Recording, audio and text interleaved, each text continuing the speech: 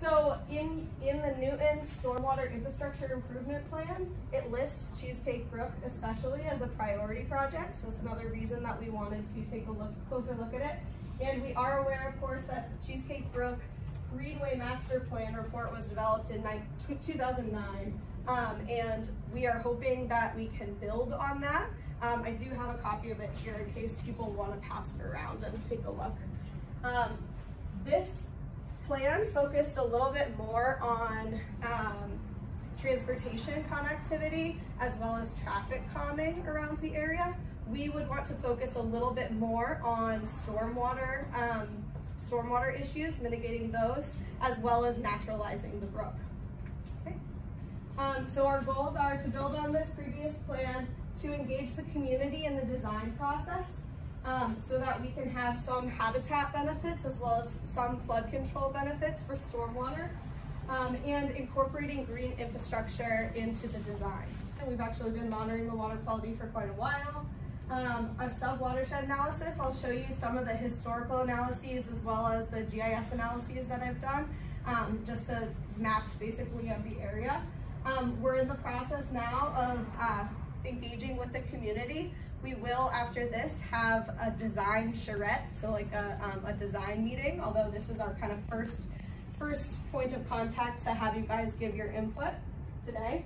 And we'll also be holding a drop-in, drop-out session to get some more impact through the spring.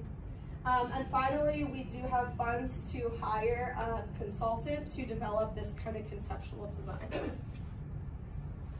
So the project will envision a holistic approach to Cheesecake Brook. We feel that as a watershed association, we are very good at looking at issues in a watershed scale view, rather than sometimes towns, have a problem and then need to mitigate the problem. And that is something that's necessary, and we obviously support that. This is kind of at a little bit of a higher level, so that when problems come up, at least there's some planning to kind of implement those. Yep. Is there a PDF of this available? Yeah, it's actually, I can send it to you, and it's also on the Newtontown website. Okay. Yep. Can I answer that? Yeah, My name is Alice Ingerson. I was the Community Preservation Program Manager until about 3 weeks ago. And if you go to the Community Preservation Program website, on the city website, and just look it up under projects completed, there's a whole page of Albemarle projects, and it's on there. Excellent. Yep. Sorry to interrupt. I just want to make sure we all have the audience familiar. I'm familiar with this area. Yep. Does Cheesecake Brook start over by the word Warren?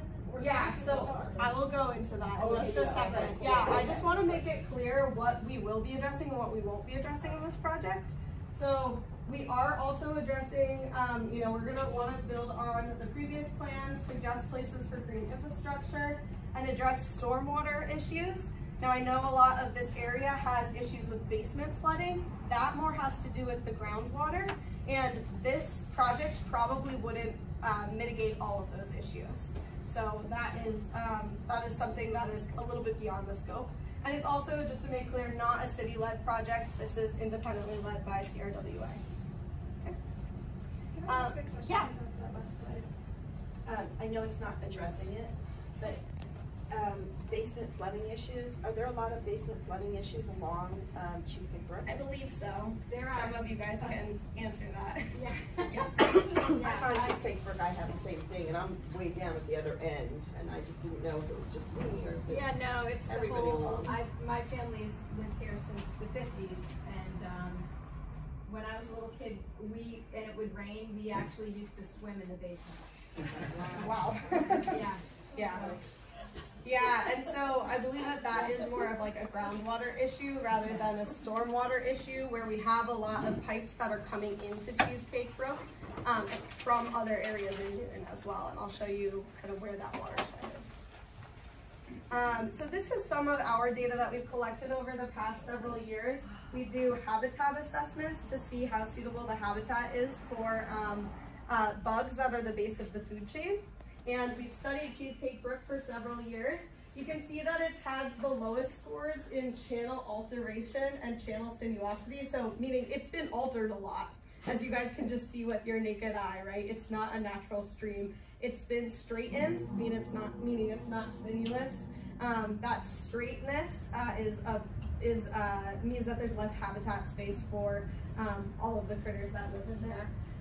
There's also 4 scores for riparian zone, so how much vegetation there is on the sides of the channel, which can be a really good habitat and promote a healthy water quality. And bank vegetation, so there's really not much bank vegetation, right? So red is bad. Red is bad, yes. Okay. And what's good? Good is green. So you can see at high, it scored pretty high for bank stability. What's the highest? The highest in this case is 10, or 20, sorry. In this case is 20. Yep. You say you've monitored and studied the brook. Which segments of it have you been monitoring? Good question. It's mainly been the Albemarle segment. Yep. Yep, right in front of us actually. So it's all the stuff that's long upstream that ends up down here, but you haven't been checking it all the way along. Right, and this project is mainly focusing on downstream of, so basically in the Albemarle corridor. Yeah, that's a good question though. So this is a historic map of Newton, zoomed in on Cheesecake Brook. That highlighted area is Cheesecake Brook, and I think it's really funny, this map is called Areas Requiring Drainage. So you can see even back in the day, they knew that this area was very soggy.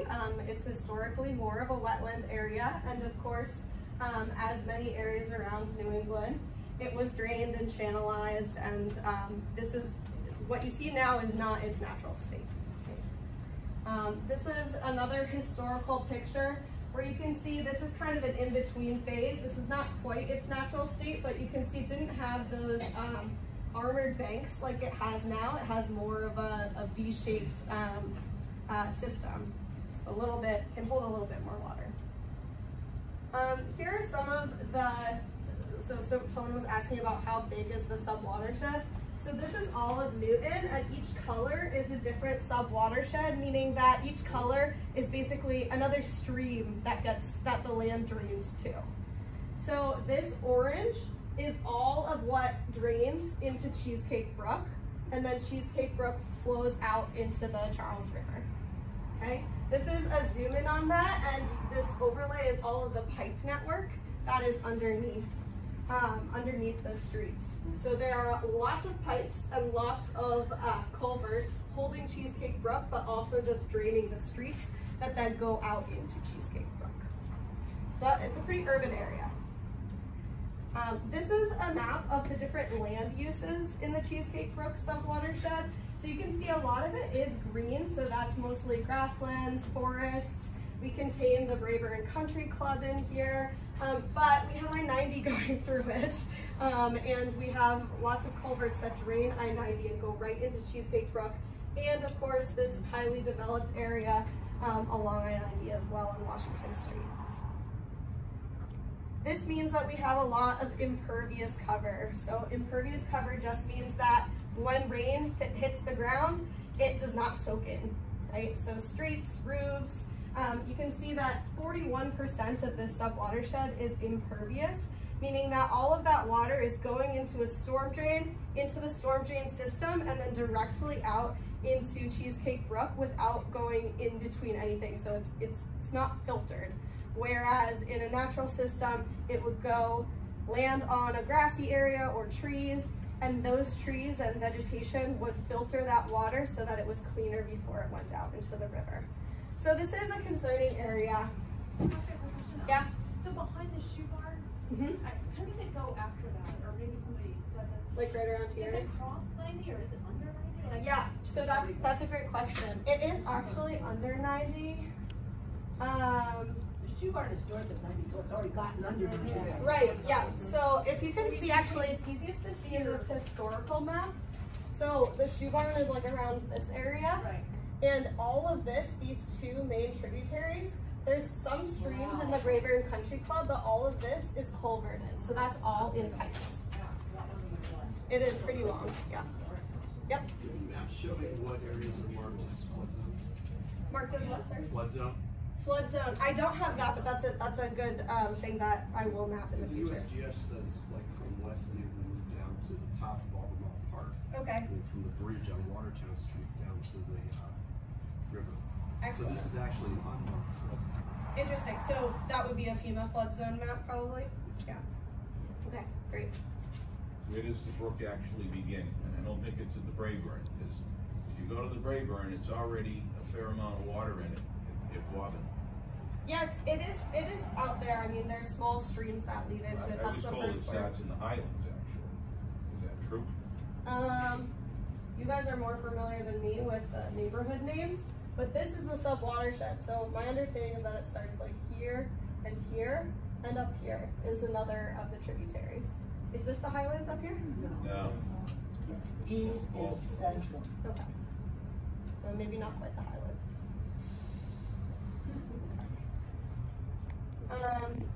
So that is kind of the presentation that I have for you guys, but now what I'd like to do is collect some more formal feedback and have a more informal conversation. So as I mentioned, this project is really focused on getting your ideas, learning about the problems that you've had with Cheesecake Brook, as well as what you'd like to see around Cheesecake Brook.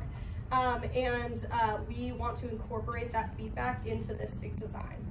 So if you wouldn't mind taking a few minutes on the pink sticky note that you have, and there's more over here we can pass out to people who came in. What is one problem that you've experienced with Cheesecake Brook, or either personally or a story or a specific area, an intersection that's an issue? And then on the orange sticky note, what is one improvement that you'd like to see for Cheesecake Brook? So is there any problems that people would like to share and discuss? Yep. Is Newton responsible for the quality of the water that outflows at Charles? Newton is, yes. Newton is responsible for the amount of phosphorus that is going into the Charles River that comes from their town. Because there's also a large silt load that's going up with the Charles. There also is a large silt load. That is absolutely true and absolutely something that we want to address. Is there a lot of phosphorus? There is a lot of phosphorus. Where is it coming from? Great question. It's coming from this whole sub-watershed that you see here.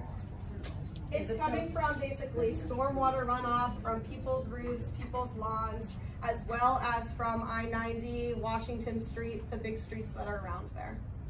And the golf course? The golf course as well is part of the sub-watershed. I'm not sure what their relative inputs are. And what's the feasibility of introducing better deep sun filtering, capture before the water gets to the Charles? Is that part of this? Yeah, so any kind of green infrastructure like a deep sump catch basin or a rain garden or a bioswale, all of those would be designed to filter that water. So deep sump catch basins, they do more of like the silt removal, whereas if you have rain gardens and bioswales, those do more of the filtering of the nutrients like phosphorus. All of them are being included in this? Yeah, so we would want to include, yes, wherever it was feasible to include any of those types of green infrastructure, yep. So what do the plants do with the phosphorus? What do the plants do with the phosphorus? Do they metabolize it? What do they? Yes, yes, exactly. They metabolize it, they use it to grow. So they use it as a food source for themselves. Phosphorus. Phosphorus, yep, it's a nutrient. You might talk about the cyanobacteria blooms. Sure. Like what happens from phosphorus? Yeah, so phosphorus is an issue in not only Cheesecake Brook, but also Charles River, especially in the lower river, basically here and out to Boston. One of the big concerns with it is invasive plants that grow. So when there's too much phosphorus in the water, it throws off the balance of the ecosystem. And we have a lot of invasive plants like water chestnuts and milfoil that grow and then basically don't allow any light to get in. And so they can be really harmful for the aquatic ecosystem. We can also get what's called a cyanobacteria or a blue-green algae bloom, which is again, naturally occurring little microbe that's in the water, but when they have so much phosphorus and it's nice and hot, they just go crazy. They bloom, and these particular creatures actually produce toxins, and so when they die, they let off toxins in the water that can be harmful for people as well as for pets who swim in the water. So those are some of the consequences of phosphorus loading, and that's why we want to do kind of this this cleaning of the water before it gets into the Charles.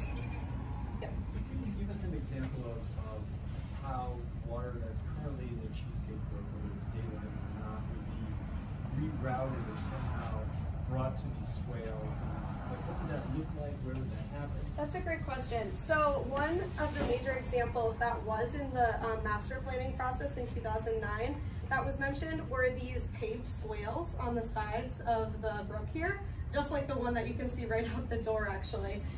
So right now when it rains, the rain is draining this parking lot area right into those swales and then right into the water. It's not going through anything else. So one idea might be replacing those swales with like a rain garden or a bioswale, so that that water would get filtered before it goes into the brook. Does that answer your question? Yeah, so but what about, so you'd have to grab that water when it's above ground. I mean, it sounds like, I'm just getting the impression for the first time that there's just like literally miles of water underground. There is, that's, that's being, like, that's coming directly from places like the Turnpike or wherever.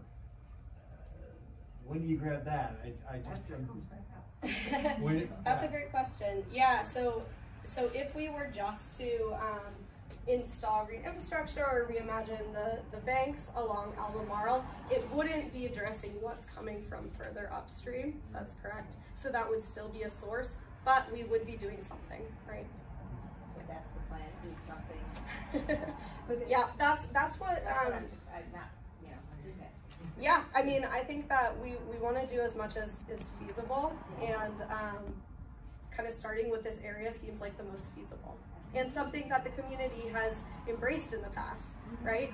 We want to see some stuff around this. Okay, I'd love to talk to you about that.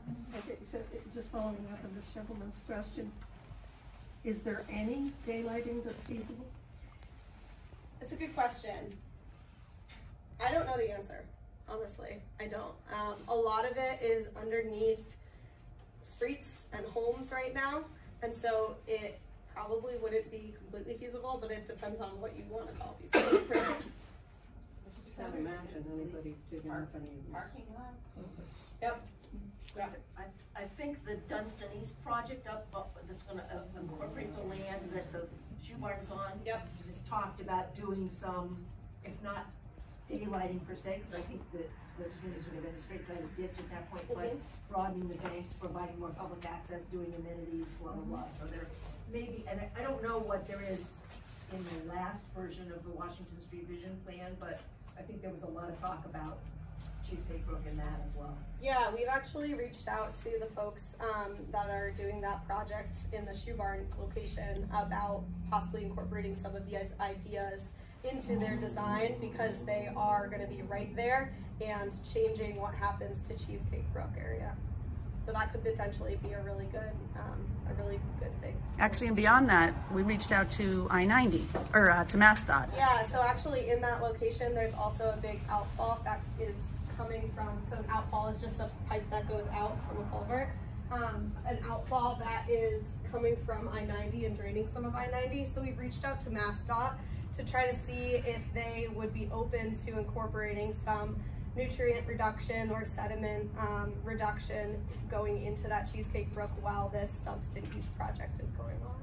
Do you want to say something? Yeah, I was just going to say that I'm involved in the Dunstan East project, and that's one of the parts of it that we're really excited about, is that there's an opportunity to clean up a big section, what we think is a big section of Cheesecake Brook behind our property. Yeah. So. And thank you for being here, Scott. Yeah. That's awesome. Thanks for having me. Behind which property? Sorry. Behind where the shoe barn is. Oh, good. So between Dunstan and Kempton, just beyond Kempton. Yes. What are you doing, or what are they talking about? It's hard for me to hear you, so. Okay, yeah, there's we proposed putting 244 apartment units in ground level retail. So we don't know exactly what we do at the Brook. It would be done in conjunction with the city and with the Charles River Watershed Association and with the community. So we know what we're doing behind the Brook on our property, but we're open to suggestions and ideas, and we're going to try to decide what we can and can't do with the Brook. Mark Development.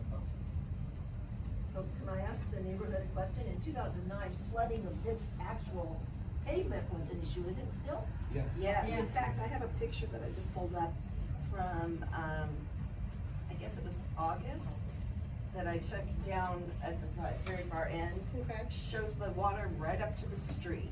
And flooding directly from the brook or from the brook? Overflowing from the brook. And I know you guys can speak Well, to it. It floods out here sometimes that you It can't even gets so pass bad through. that a woman once, who didn't know the brook continued, tried to turn her vehicle around and drove right in and got sucked down into the, in between the walls. Yeah. Yeah, it was scary. And that still regularly happens. Even recently, the first band school, just not really, but it would flood right up. Yeah. So, question of capacity, is there any sort of a capacity study going on for volume that could come through here?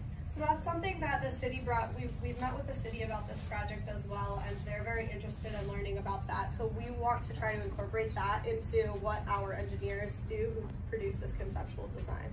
So, because all that new hardscape that's going to go in and apartment buildings is going to produce a lot of water charge, which is going to also just head pressure. Like for an example, for Foxwoods, the standing tower has 125,000 gallon retention bin for the roof water for that one facility. So if you're going to start to put in lots of apartments, you're going to have to service that and the pollution that comes with it. Thank you. Is there a water quality benefit to daylighting if daylighting is the only thing that it's done?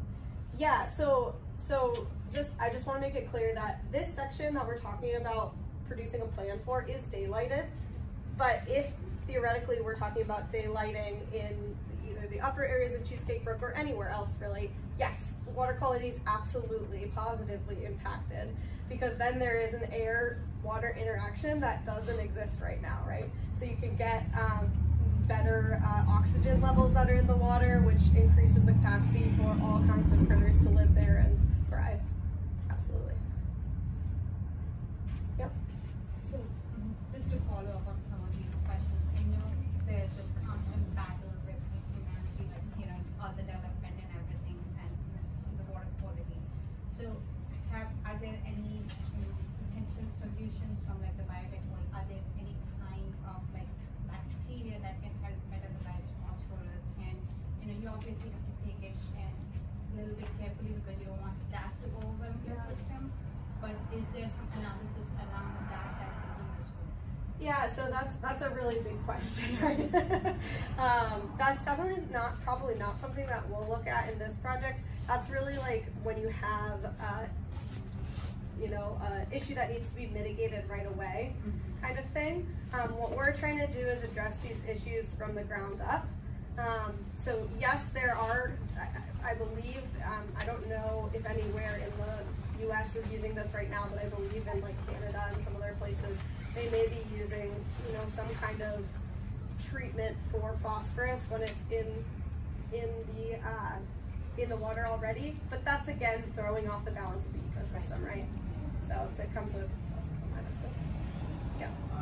So how influential is the Charles River Watershed Association with reducing the amount of hardscape? So we have obviously these two one-way streets, but across the street you have the Pheasant School, and it's really just a hardscape, and everyone just parks there, almost eliminating that altogether and just incorporating more green space as part of that. Do you have any influence over the city over that? Because I think that could solve a number of issues, you know, and incorporate more foot traffic along there. Because you live on that side of Albemarle, but you know, we could just come in through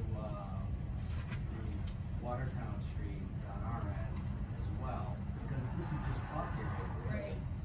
I'm trying to figure out ways to reduce the amount of absolutely. Yeah, thank you. And this is kind of moving into that solutions, right? Your other sticky note.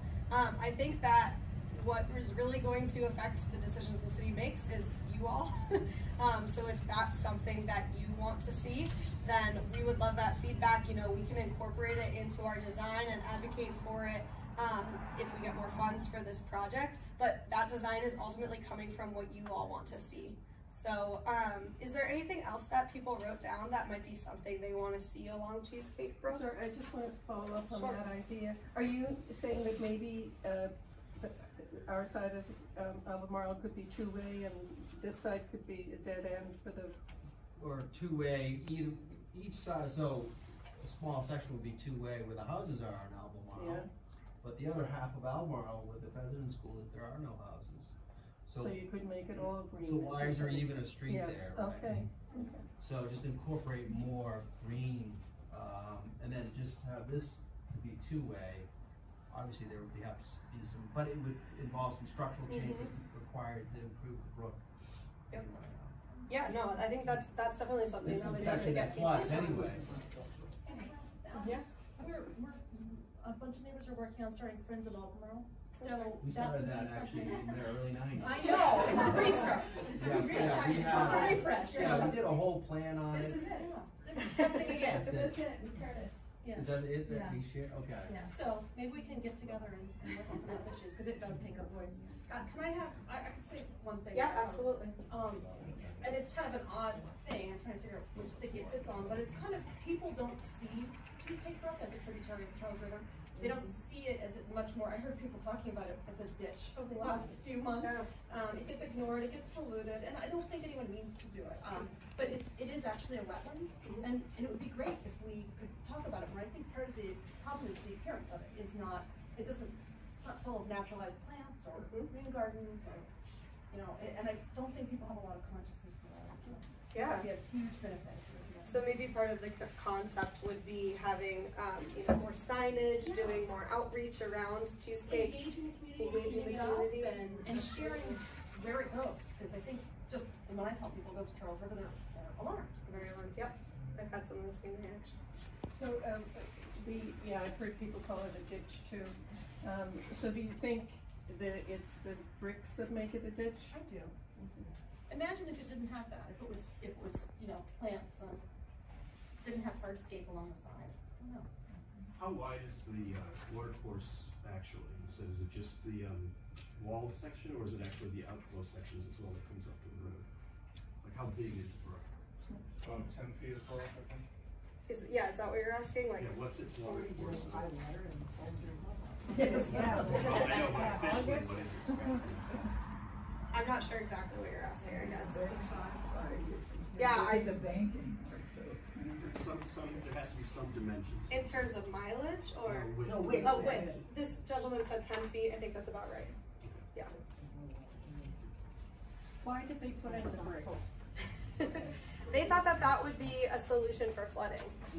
And why did they think that? So originally, Charles Elliott, who was involved in creating the Metropolitan Boston Park System, recommended that the city set this aside.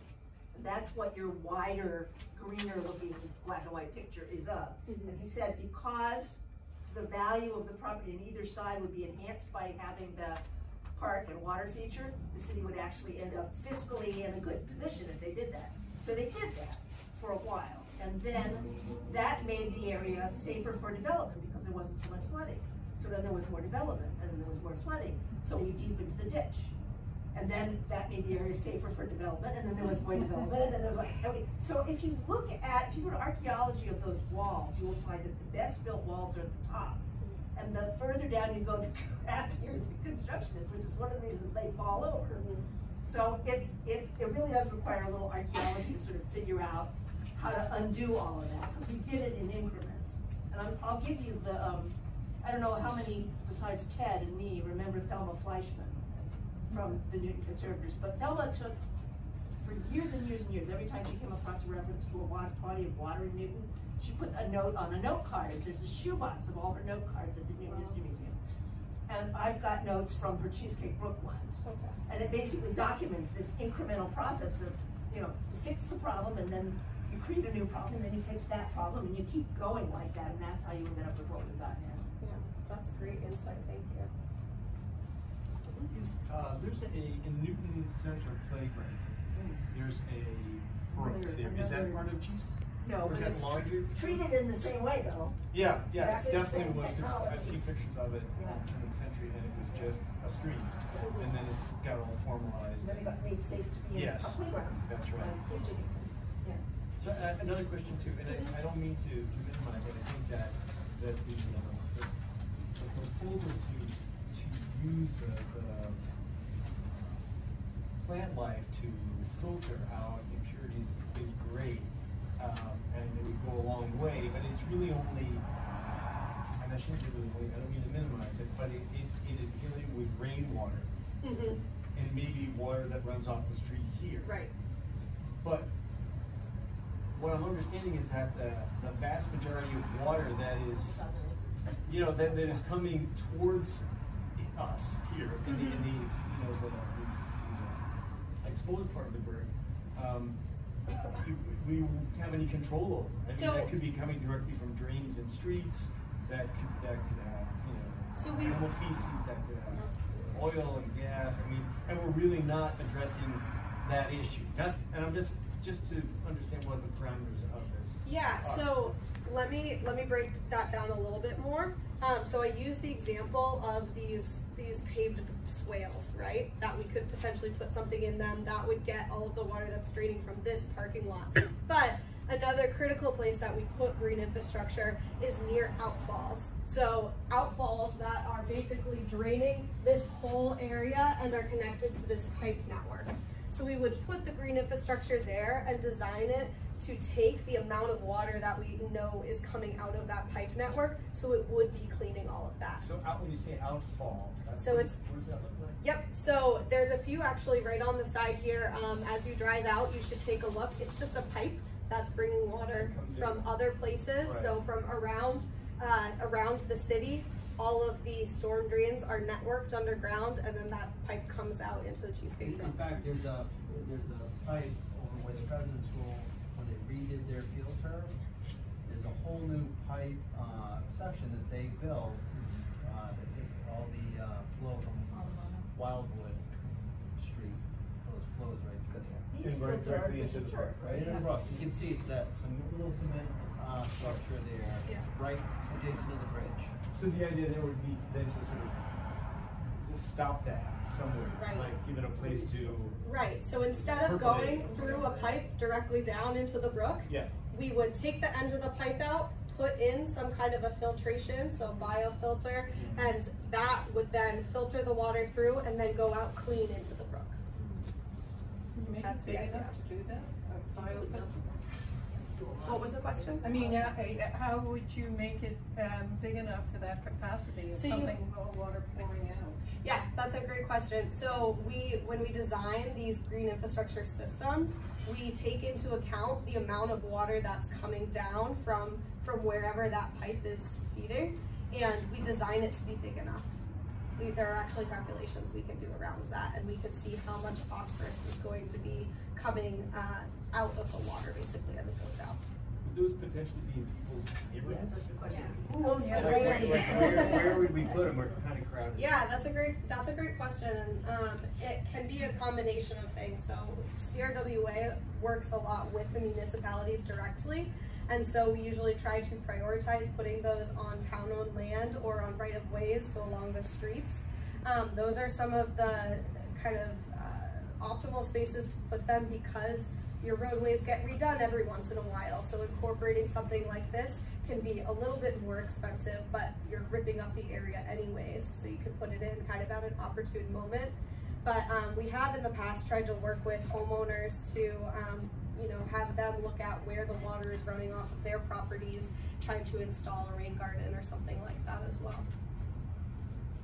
You might be able to answer this. Around Crystal Lake, an undertaking was made to improve the storm drains that went into Crystal Lake. And if any of you go around Crystal Lake, you've seen the evidence of that effort. Was that seen as being successful? I think they are viewing that as a successful thing. And they've got Crystal Lake is another good example of some of the problems we were talking about before. They've got a project they're going to do this spring and summer to help ameliorate So that won't happen again this summer, so they won't do the algae blooms and the everything. But yeah, I think so. And I'm not sure who did that. And that involved Yeah, I think streets, so. City residential City. streets of Honey Crystal Lake, and doing your holistic approach of actually, you know, but it was quite a project. Peter might have an interest in finding out how that came to be. And for everyone, this is Andrea Kelly from Ward 3, City Councilor. Thank you for being here, Andrea. I'm not a direct abutter, but I'd like to be a friend of Health too. Awesome. This has been some really good feedback. Are there any other things that you guys, you know, thought of or want to discuss or want to see incorporated into this? I guess my main concern about the 2009 study was, if you stand at Eddy Street, where CDBG money was spent for a little park, and you watch that stream come out of that culvert at a storm event. It's like if you have your thumb over the end of your garden hose and you take your thumb off, it's really shooting out there. And so one of my concerns all along about putting bioswales and rain gardens along here was, would they wash out?